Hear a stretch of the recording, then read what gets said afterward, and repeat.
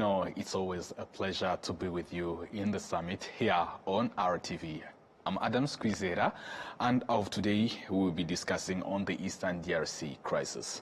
We explore the root causes of this issue from its origin, the impact of colonial legacy, and the complexities of the international community blame game. And we also look forward the way forward to address this issue, as here in our studio I'm having experts in political and regional issues. On my left side, I have Ambassador Joseph Mutaba. You are very welcome. Thank you, Adams. Next to him is Maître Gassominard Jean-Baptiste. You are very welcome. Thank you very much. We are very honored to have both of you in our tonight's summit. In the press conference held on Thursday last week, President Paul Kagame reiterated on the security issues in the Eastern DRC. In this presser, President Paul Kagame emphasized that one of the overlooked aspects in the lack of understanding behind why Congolese armed group M23 are fighting. Let's first have a very short clip of him reiterating on this, and then we'll be back diving into this discussion with my guests. Have over 100,000 refugees here in Rwanda, originating from that region. Why? Why do we have refugees here? Is it because Rwanda wants refugees and attracted them from Congo to come to Rwanda?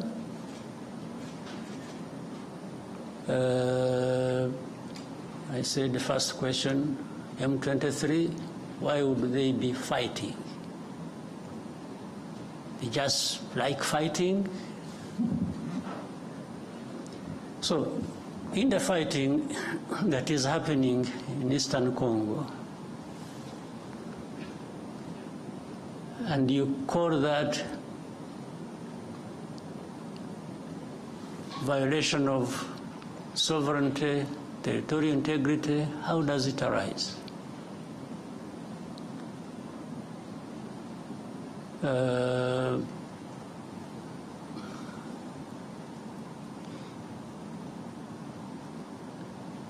So,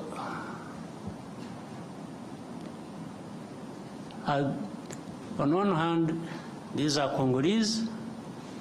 On the other hand, they are foreigners. So how do they combine these two identities? How do they happen to be Congolese on one hand, and then they are foreigners who have invaded Congo and therefore breaching everything about sovereignty and territorial integrity? Maybe they mean something else. Let me also try to explain that.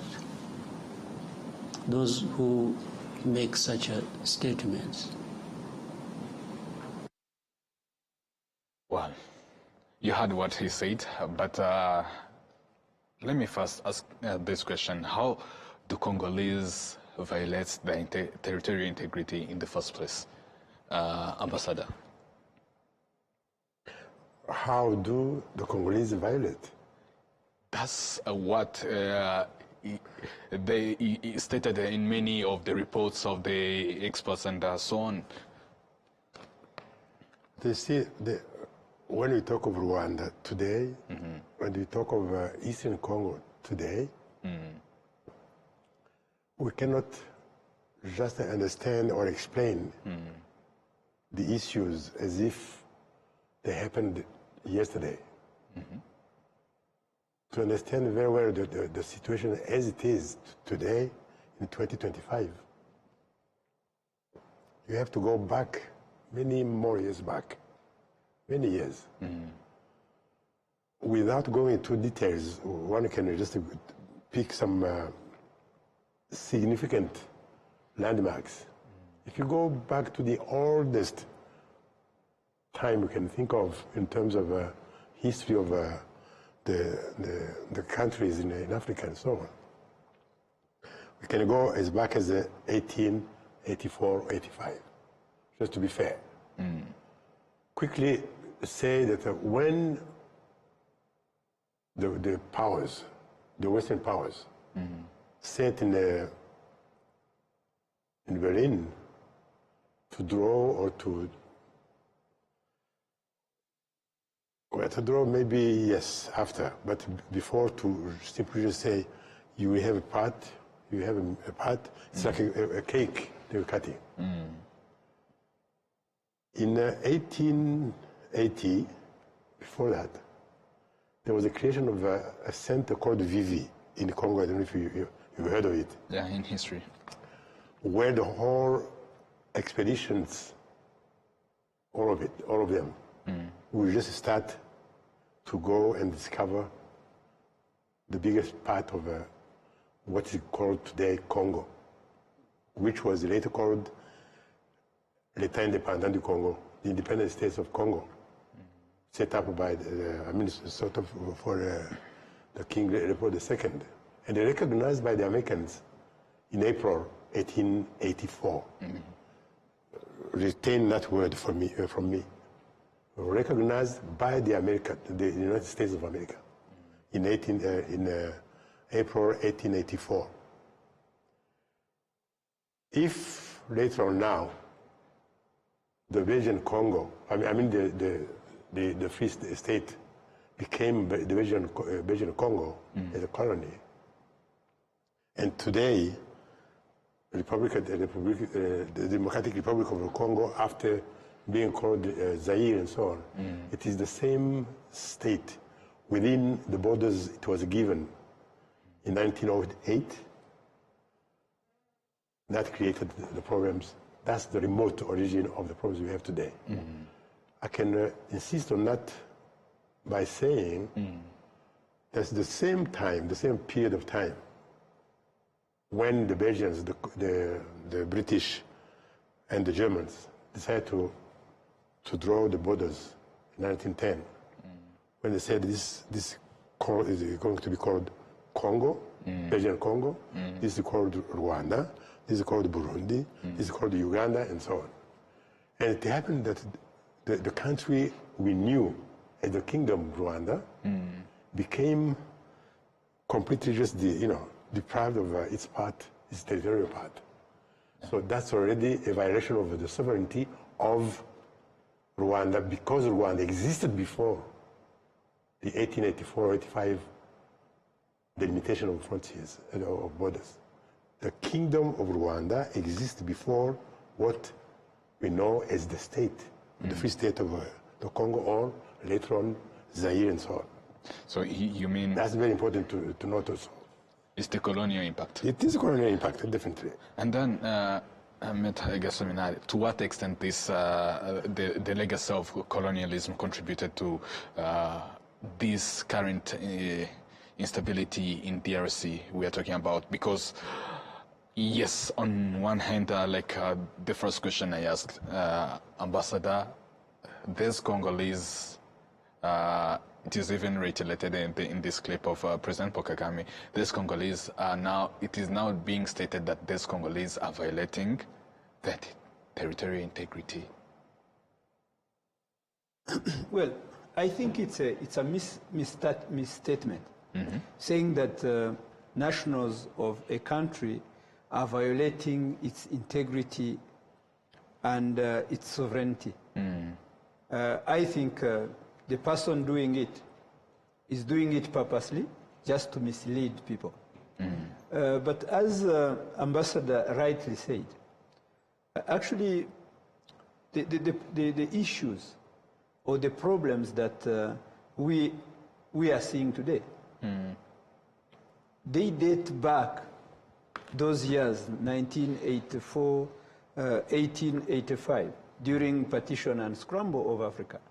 When they were partitioning Africa from Berlin, where they were gathering, they did not take into consideration the people who were living across the lines that they were drawing when they were in Berlin. So as Ambassador rightly said, the Kingdom of Rwanda existed long before that partition. And the people from the kingdom were scattered around the whole region where Rwanda has jurisdiction, as not as a modern state, as it is wrongly said today, because, well, modern because not as a model as we know it today.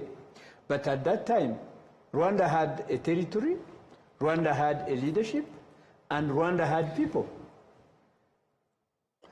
So when there was partition of Africa, some people from Rwanda, Rwandans at that time, some remained in what they drew as current Rwanda. And another big portion of the population and the land went abroad to other countries. So one big part was taken by the current DRC, which is the city of Goma today. Actually, it was called at that time Kuringoma. So this was Rwanda. The territory of Nyiragongo that you hear people talking about was part of Rwanda at that time. The territory of Ruchuru was part of Rwanda Kingdom at that time. And the current territory of Masisi, which at that time was called Gishari. Yes. Well, one part was Buhunde and another part was Gishari, but all those parts belong to Rwanda. So when they were partitioned, the land was annexed to the current DRC and the people. But unfortunately, with independence time, there were politicians to be, I do not know if they wanted to be popular or if they had other agenda, started forming like a conspiracy, denying citizenship to the people living in those parts of DRC because they were Kinyarwanda-speaking people. So because of the language, they labeled them as foreigners. And problems started right during the time of independence. We are talking about the years 1960s. So you will hear people saying that there was a war in DRC, in its eastern part, called Kanyarwanda, which was a war that brought together people speaking Kinyarwanda and non-speaking Kinyarwanda. And this war actually came to an end during a Mobutu period, around 1965, when he took over power. But the issues that we see today are not new. They have been there. They have been not managed properly. That is why actually they escalated, and that is why a solution has never been found. So for somebody who is ill-intentioned, may tell you that no, it's because of M23 or it's because of another movement that is in the Eastern DRC. But it is rooted in the history of this region, and as Ambassador rightly quoted, actually there are problems that started right during this period, the pre-colonial period, when there was partition and scramble of Africa, when the Western powers, the Western countries, came to share the African countries to administer them and get what they wanted to get from them. I think we will have more time to explain, but if, like you can see, actually, I only mentioned the eastern part of DRC, but the southwestern part of Uganda, the region, the Bufumbira region and the Kabare region, they used to belong to the traditional Rwanda kingdom.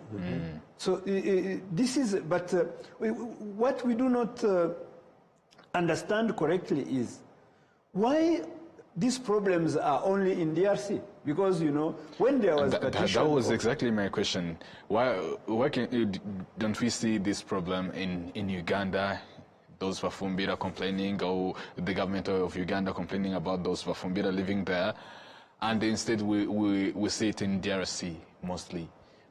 Well, the answer is short and simple. It's because of the leadership of DRC. Otherwise, the Kinyarwanda-speaking people are scattered all over the region. In the western part of Tanzania, you find them. The big part of the Kagera region in Tanzania used to be part of Rwandan kingdom. As I mentioned, Bufumbira, same. The regions in southern Ntungamo, you have had people from Mbororo and Mbororo, they are Kinyarwanda speaking. Yes. But they are not regarded as foreigners in Uganda. Yeah. So the problem actually lies with the leadership of the country where this population found themselves to be. Because they never chose, no one came to ask them if they wanted to belong to DRC or to Uganda or to Tanzania or to any other country. They just drew the lines from where they were, and people who were across the line found themselves that they were Congolese. Actually, it was even before that Congo of today existed. So they were there prior to the existence of Congo as a country. One extra element I would like to add on what Metegas is saying. If you recall, again, in the history of the Congo and the region also, the colonial administration, where we are talking about the leadership and the governance, which has been a problem and still is in that part of the world. During the colonial times, cheffery is what they used to call cheffery, which was the basis for the local leadership or governance, of territorial governance and leadership. The colonial power decided to scrap, that was before the independence, to scrap the existing Rwandophone or Rwandese, whatever you call them, cheffery. From south, what we call Murenge today, to the north and the northeast. So they scrapped them all. They tried. The last one to survive was Gisha, I think. Yes. With Imam Ndeze, who continued who went to learn Kiswahili to be able to serve them. And he was used and, abused, actually. Yeah. He's a good king, I should say. And so the problem is not just yesterday. I think from that we understand the root cause of this issue, which even lies to our topic today on why Rwanda is scapegoated at the expense of truth. This statement, it's a question. Literally, why? We had the root cause, the origin of this. It's even back of many centuries ago, and we even still find Rwanda in the statement. Rwanda, always Rwanda, Rwanda, scapegoated. I think we have mentioned already an answer to that. When you talk of the lack of leadership and good governance, is already a beginning of the explanation of that. So the leadership link... When the leadership fails, or when the good governance misses, or the good characteristics, they always look for somebody else to blame. As a cover-up, as a kind of... it's manipulation, I should say, manipulating the information. I will call this date, so that the people do not know exactly what I'm talking about. So that people cannot discover what kind of weaknesses I have in governance, and what I have as weaknesses in leadership. So that cover-up brings in the scapegoating. Always try to blame it to somebody else to make sure it's never your problem or your own failures. And that has been going on and on and on until today. So that's why I always say the problem of leadership and bad governance in that country of Congo dates back, as reported the second King report, till today.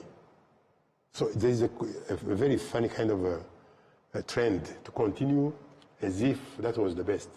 There's no change. Absolutely. No, that's a problem. You all know that days before this press conference, we even referred to coming to this origin of this issue.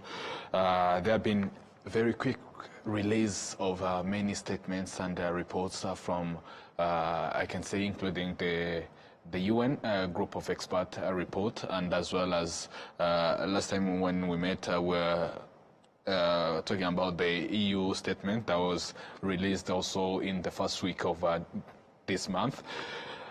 President Kagame also highlighted on all this, on how much efforts are lost in the blame games, leaving a little time to finding a solution of this issue, which are mainly done by the international community. Let's first watch a very short clip of President Paul Kagame retaliating on this, and then we'll be back talking on how the failure of international community is continuing being the cause of escalation of this issue. In the colonial times, who are blamed for it have the power to manipulate, and always fall short of doing what is right. You find they have groups they create, and they say groups of experts. I mean, how do you expert in doing what? Then you find the groups of experts. These experts are led by people who are supposed to come and really cover up the blame that should be leveled against those who are responsible for those literary crimes of that past of colonial times.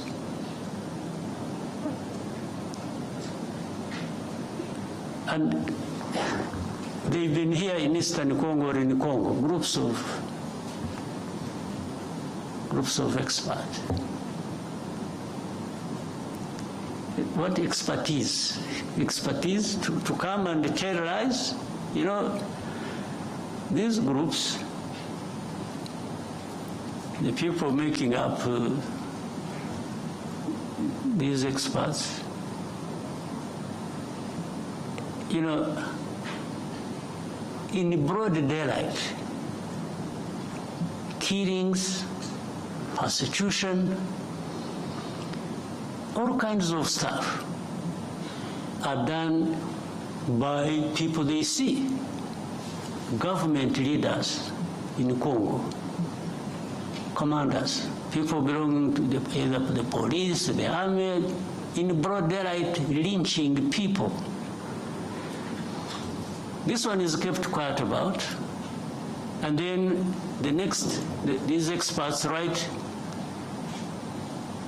a whole, they pile up crimes committed by M23. They talk about things somewhere in the background in the villages, and they don't talk about these things that were done in towns, in broad daylight, before their eyes. It's always done in the broad daylight, and then they tend to ignore it.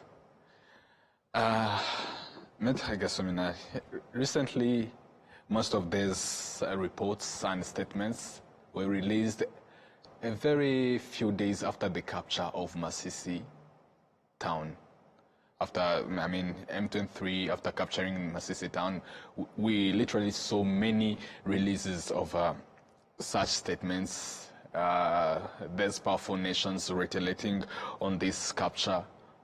Yet we all know that this Masisi town was a home of FDRL, a genocidal militia, And it seems like these people tended to ignore this, and when there's Congolese who have the originality in that place, captured the town, it took them to start writing such statements. Why all this? Well, there are a number of reasons to that. One, you say that those areas were controlled or under control of FDLR. Yeah.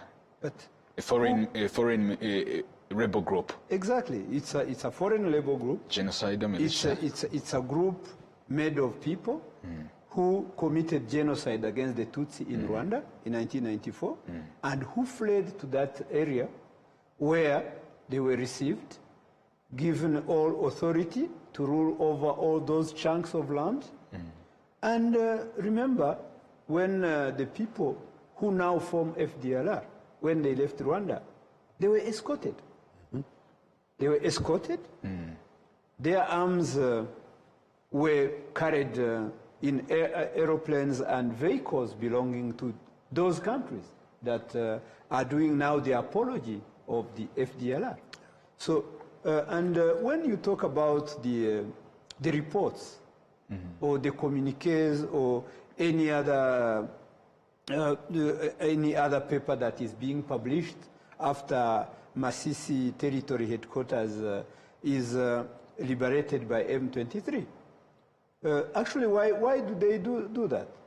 It's because when you are given a task by someone, he gives you or she gives you terms of references. So what all these authors who are compiling lies and publishing them during this time, what they do is just to comply with the terms of references of the people who sent them to do that. Otherwise, as President Kagame has just said in the press conference, these crimes that are being committed, they are committed in broad daylight. Exactly. But they are never reproduced in those so-called reports from the group of experts or from Human Rights Watch or from African Rights or from any other international organization. But these are crimes that are seen by everyone, whether you like to see it or not. Because they do it while filming themselves, then they publish to for everyone to see. But these kind of incidents are never reproduced in those reports. But miraculously, those so-called group of experts, they know what has happened in a remote area in the village, like 150 kilometers from Goma, just because they want to attribute those acts to a certain group or certain individuals, because their masters do not want those people to be where they are and to do what they are doing. We all know that areas under control of M23 are the most secured places in eastern DRC today. A little bit. But you never see such a thing being written by those so-called group of experts. But yet, this is something very, very tangible. Everyone says that those areas are more secure. People work 24 hours. People walk 24 hours a day. People go to their fields to do, you know, their daily shows without being, without being harmed or even being bothered by anyone. But no one mentions that. They tend to reproduce or to repeat false statements by the government officials that those people are terrorists. But imagine terrorists who are securing a big portion of land in eastern DRC and where everyone would like to live because at least they can work and sleep, get up and go to work and unhindered. All their activities are done on a daily basis without any security issue. But no one mentions that. So you understand that those people drawing these reports are just following the instructions they are given by their masters, and that's why they are manipulating facts. They are not actually; those reports are a compilation of lies. They are not reports. They do not constitute of facts as a report should be. And then why, Ambassador? Why, when it comes to FDLR, this genocidal militia, in the first place, it's a foreign terrorist group that is there in DRC for so many years, over 30 years. When it comes to them, they turn their eyes blind and then try to squeeze it into a very short sentence on their collaboration with FARDC. Well, why all this? And then when it comes to M23, they make it a big deal. Yeah, well, that's what we know is a kind of a political and strategic game in the leadership of the international community. I mean, the leadership of the world, just call it that way. There are some who believe they have the right to the truth, and others who should be blamed for whatever they do or say, what they say. But when you look at the facts, there are so many contradictions within what is said and what is seen, what is done by the same people. Let me just give you an example, taking it from what Metrica Seminary was saying. If you take the so-called experts, the group of experts, if experts they are, without a doubt. You're in a group of experts. What they do say, what they do choose to see, at least, is totally different from what the reality is on the ground. As if they have some kind of a lens to see A, B, but to jump C and D and go to H. And then down to the conclusion. And then down to the conclusion. That's one situation. Secondly, they have their own similar peers on the ground. I'll give you an example. If you talk about the group of experts today, the coordinator is a Belgian citizen, right? Yeah. If you look on the other side of the report we were mentioning, Metrica Seminary, how people have been, the cases have been documented, from hate speech to being eaten live. Or you see people just grilling the meat, the human body, and start eating. They even it is recorded. Documented. I say it because I know I've seen all this huge amount of information. You can, she as a coordinator of a group of experts, if she cannot, if she has no time to do the research herself and her group, for some reasons I don't know what to speculate about, at least they can try to check with the prior bodies which handle the human rights side. They have all the information, whether has been abused, whether has been killed, whether has been eaten. It's all documented with dates, people's names, and so on in minute details. So if two Belgian citizens work in the same field,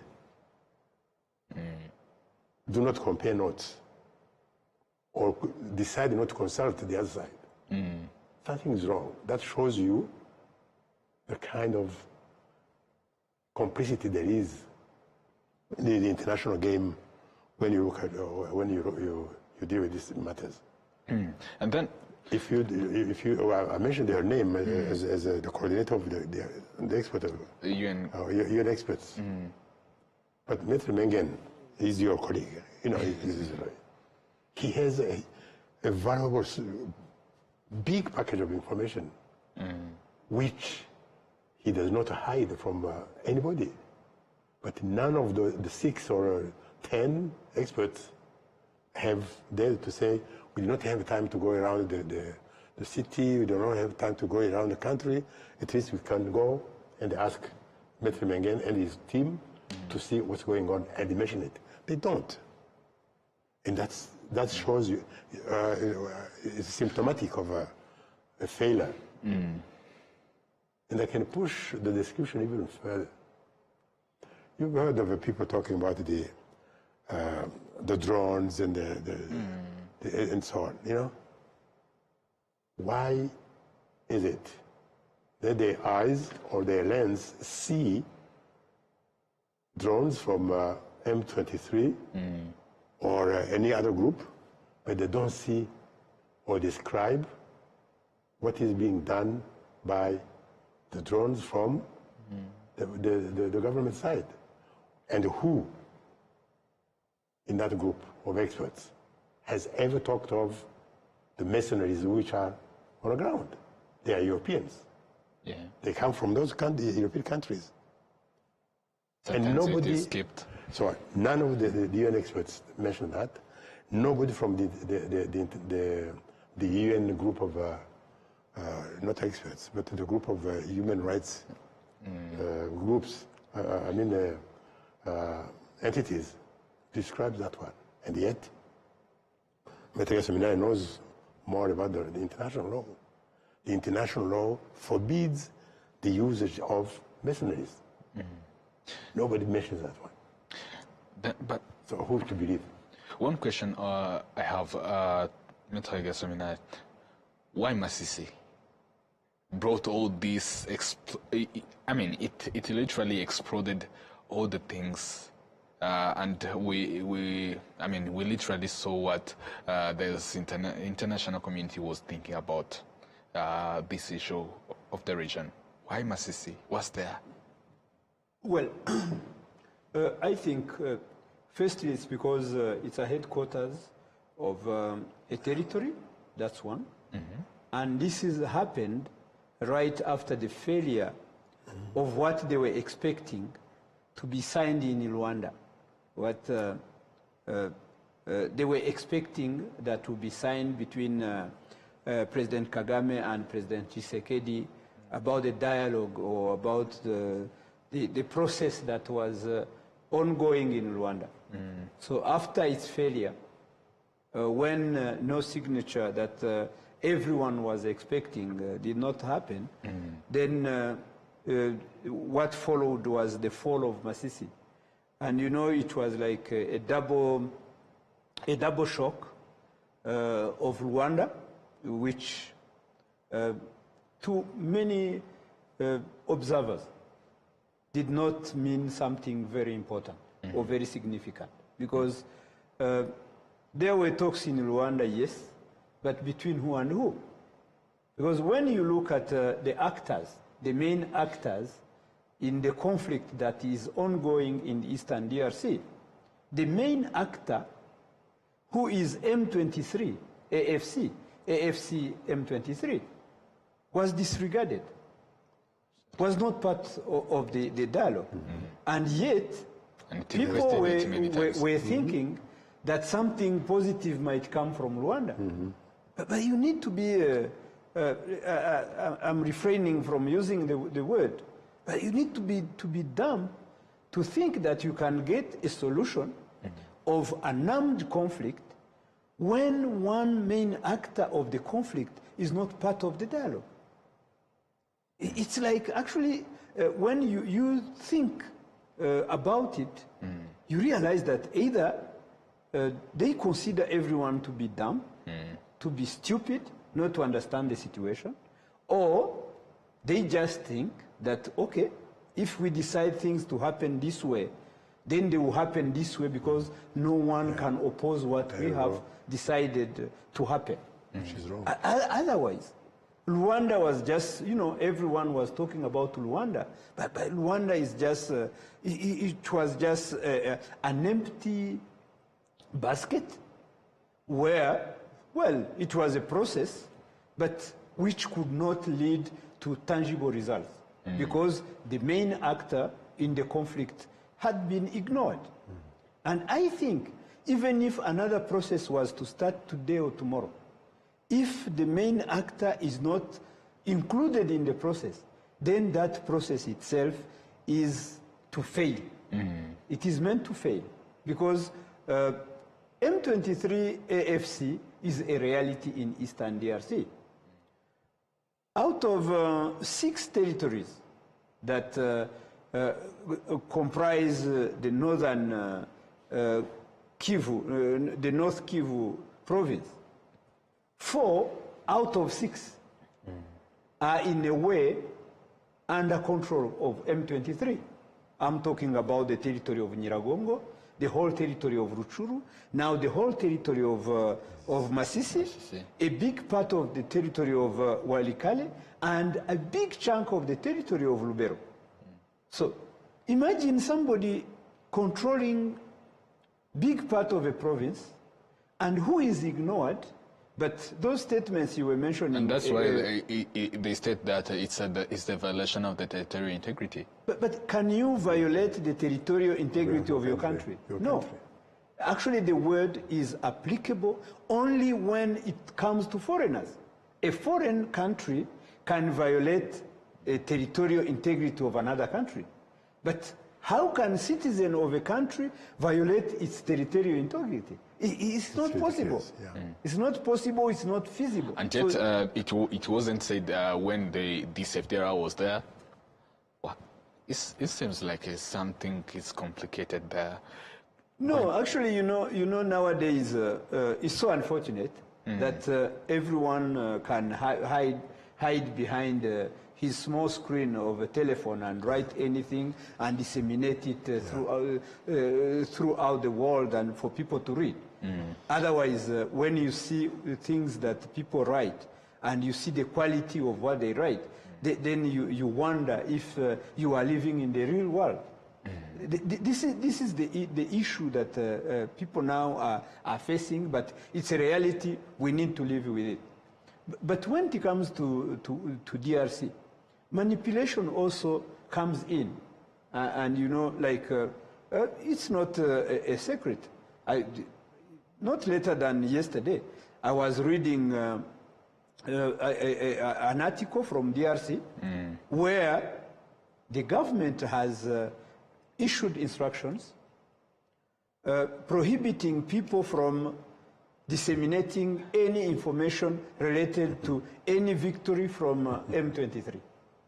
So that if they are to disseminate any information related to the war that is ongoing on the eastern part, it will be just saying what the government forces and their allies have done. Right. So this is so unfortunate because information needs to be something neutral, and whoever reads whatever has happened, reads about the facts, then it's up to you, the reader, to decide whether the facts presented are true or not, if you have a way of verifying those facts. Yeah. But the reality is there is a lot of manipulation going on, and if the government entities can create what they call, what is the word they use? Actually, in French, they are called enfox. Yeah. So they are just information that are created, which are not correct, and they are disseminated just to mislead the opinion. And this is being done by government entities, ministries in charge of communication. And even recently, I think it says that they even, so the spokesperson of the government of DRC reiterating on the suspension of the of this Al Jazeera for 90 days. I think it's the same way. They want the information to flow their way, if I'm correct? Yes, that's correct. Well, you reiterated on the Rwanda process. We've been referring to President Kagame's press conference that was held last week. He even reiterated that that such processes cannot be cannot address this issue if the root causes, if those who are mainly there are not willing to address it. Let's watch this very short interview, this very short clip of His Excellency Paul Kagame reiterating on this, and then we'll be back understanding why is the Rwanda process or other processes that have been there are delaying to first and find the lasting solution. Let's watch. This problem can be addressed, but it cannot be addressed by just having processes where the only thing, in fact, it's really sad. We have processes and we have leaders leading these processes, and what becomes more important is the appearance, the camera appearance. It's being seen there to be signing something, and that becomes an end in itself. You leave the problem intact, you don't address it. Oh, but you didn't go to Rwanda. Okay, how about the time I went there? What happened? Because there are times I have been in these. In fact, up to a point I got tired of going. We have meetings in Nairobi, I was always present. We have meetings in Rwanda, I was always present. We have, wherever there were meetings to discuss how to end this problem, Rwanda was present. But in the end, even now as we speak, the importance is not ending the problem, the importance is in the process. It's in the appearance to be photographed and you say you were in Rwanda. So if you're not there, but I have discovered that being there and not being there amounts to the same thing. It doesn't address the problem. So we have to find a way of addressing the problems. Not processes becoming an end in themselves. Processes cannot be an end on itself, and Ambassador, when after understanding this, after listening this, what does this can bring us to understand about the finding a lasting solution from Rwanda? Is it possible? Well, first of all, you have to understand what the process of Rwanda is all about. Rwanda represents the will of the African Union to see two states getting on very well as neighbors. So if that's the case, when you say, I want the government of Congo, or Kinshasa, the DRC, and the government of Rwanda to get on, why do we have to talk about M23? Or say, I have to link an extra element to the talk between the two. You see the point? So if they so do, to come back to what Metrica Seminari was saying, they should have now included M23 in those talks. They did not. So to go to and fro, spending the taxpayers' money, it's not proper. When you see there's kind of a dragging on kind of attitude towards no end of the problem. People don't talk about problems, they talk about you use the word scapegoating. Everything which goes wrong, if there's a flood in Kinshasa, if there is a garbage going through all the cities, they say, no, it's Rwanda. Somebody has to say Rwanda. It has become kind of a chorus, people sing and so on. If the child is not very well fed, oh, it's Rwanda. Can you imagine? You know? We are not exploiting the gas and the petrol in Lake Kivu, it's Rwanda. No, Rwanda is doing its own part. What are you doing as a leader? So if there is no leadership, there's no good governance, of course you will have to blame somebody else for your own failures. So if you go to Rwanda and say, we are here to talk about the solutions, and you go, instead of bringing in a plate full of solutions or alternative solutions, you come with blames, because it's an easy way to go. Yeah. Blame Rwanda, and then you think, okay, politique de l'autruche, as we call it in French. You believe that by saying no, it's Rwanda, you have solved all the problems. Because you know that everybody is going to be jumping on Rwanda, to blame Rwanda all the time. And what annoys me, and annoys the world also, is that many people, many governments of the world have been listening to that kind of a song all the time, Rwanda, Rwanda, Rwanda, and they've believed that the problems of Congo have to be blamed on Rwanda, which is a nonsense.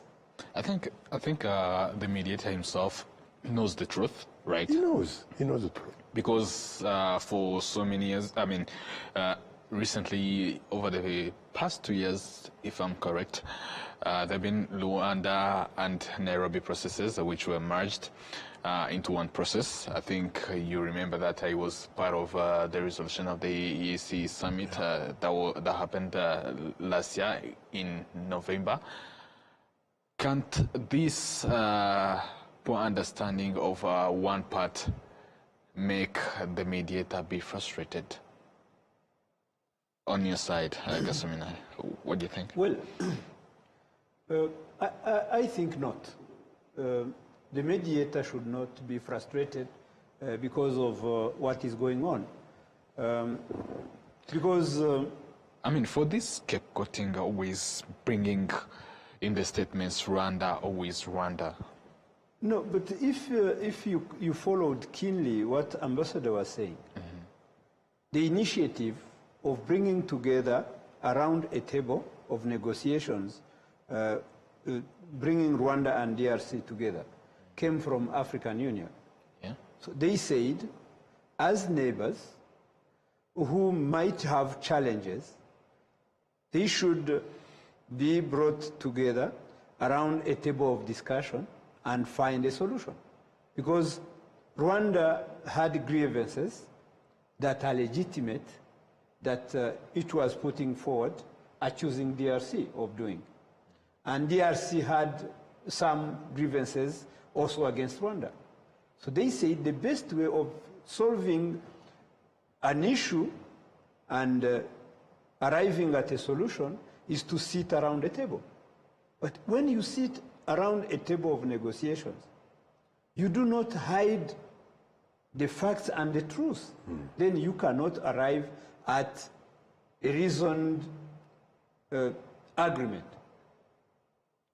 So everybody knows. Let me just use that word, even though everybody does not mean something very significant. Yeah. But it is a fact of common knowledge that people who committed genocide against the Tutsi in Rwanda fled to DRC, found a haven in DRC, were helped to regroup, to train, to get arms and ammunition, and for various reasons and for so many years, they have been even succeeded to infiltrate, come to Rwanda and cause insecurity, killing people, destroying properties. These people are based in DRC. They are allies of the government of DRC. So Rwanda has a legitimate cause to tell DRC that you harboring people who have, an objective of coming and destabilizing institutions, causing insecurity to people and to the country and to their properties. So Yes. this is a legitimate grievance that everyone would understand. Well, can I add something on what Met is saying? Yeah. It is a legitimate right, for sure. And there's no way one could understand and accept that there's one rule for them and one rule for us. Article 50 of the Charter gives you the right to pursue. Sure. You know that? Yes. So, if Rwanda uses that right to pursue those who killed our people and are still killing them, And they're even trying to and going destabilize to propagate, even teach people this ideology of genocide and so on. How on earth can any of the international community close their ears and their eyes and pretend that nothing has happened the last 30 years? How can one accept that? We have to remind each and every one, including the Security Council. They have voted numerous resolutions to disarm those FDRs. They have created, adopted resolutions to renew the mandate of MONUC and MONUSCO. And yet, nothing is being done. Year after year. 1 year is okay. I can understand. 2 years, maybe it's too short. 5 years, they have done nothing. 10 years is the worst. 15 years, 20 years, 25 years. And you make me believe that you mean really to solve that problem? To say it and vote for the resolution, to do it and not do it, they are contradictory. Absolutely. So there's something wrong. It's a hypocrisy. It's a shared hypocrisy. I should call it. I think I'm having 50 seconds. I don't know how we use it very wisely. To both of you, in one word, what's the way forward to this issue? I mean, what can be the lasting solution in your view, in one word, starting from Gasomina? Well, unless there is a political will to solve the issues that are underlying all the problems that we have in the region. But if that political will is not there, then a solution will never be found. Yes. Ambassador. No, we cannot live on a short memory or selective memory. Time has come to face the issues, to face the problem, and we should go into the root causes of the problem and accept that we have to find a solution. And you cannot find solutions while scapegoating Rwanda as the scapegoat for every single weakness and every single bad thing which is happening in your country. Absolutely. You cannot do that for long, no way. Yeah. Well, thank you so much, and this comes to an end of today's summit. Our topic was the Eastern DRC crisis, particularly on why is Rwanda scapegoated at the expense of truth. I really want to appreciate so much our guest today, Ambassador Joseph Mutawa. Thank you so much for being with us. My pleasure. Thank you. As well as Maître Gasomina Jean-Baptiste. Thank you so much. Thank you. It's my pleasure. Yeah, and thank you so much to our dear viewers on RTV and as well as those who were following us on RwandaTV YouTube channel. We really appreciate you so much for staying engaged with us on the summit. Until next time, have a good evening. I'm Adam Squizera.